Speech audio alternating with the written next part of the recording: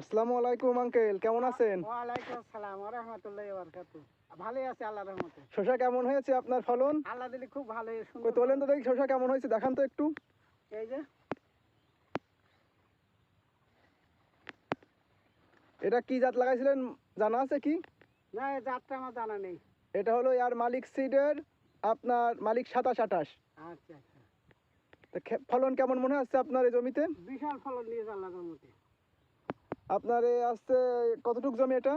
এটা ছ কাটা জমি। ও, তা আজকে প্রথম হারভেস্ট করছেন? হ্যাঁ, আজকে প্রথম।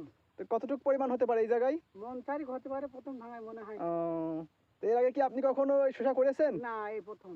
ও, দেখতে পাচ্ছি আপনি মালচিং পেপার দিয়েছেন। হ্যাঁ, মালচিং সবসময় রস ধরে রাখে, ওতে গাছে ফলন বেশি হয় বলে মনে হয়। ও, আর গাছের রস ধরে রাখার কারণে গাছে পেয়ারা আসে। এই মাঠে কি কেউ মালচিং দিয়ে চাষ করেছে? না, এই আর সর্বপ্রথম আমি। ও, তা কি মনে হচ্ছে, মানুষ দেখতে আসছে তো ফলন হ্যাঁ, দেখে? মানুষ আসে প্রশংসা করে খুব ভালো যে মালচিং দিয়ে আহ, আসলে মনে হয় আবাদটা ভালো হয়।